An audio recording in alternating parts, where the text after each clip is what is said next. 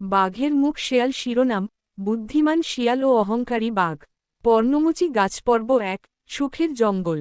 এক ঘন সবুজ জঙ্গলে থাকত অনেক পশু পাখি। সেখানে ছিল এক অহংকারী বাঘ, নাম তার ভয়ঙ্কর বাঘরাজ। সে ভাবত, শক্তিই সব।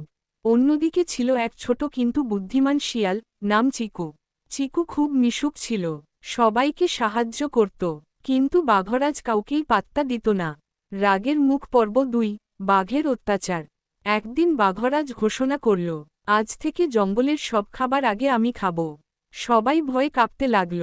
খরগোশ, হরিণ, বানর, সবাই দুঃখে পড়ল। চিকু ভাবল, শক্তি দিয়ে নয়, বুদ্ধি দিয়ে এই সমস্যার সমাধান করতে হবে। মস্তিষ্ক পর্ব ৩, শিয়ালের বুদ্ধি।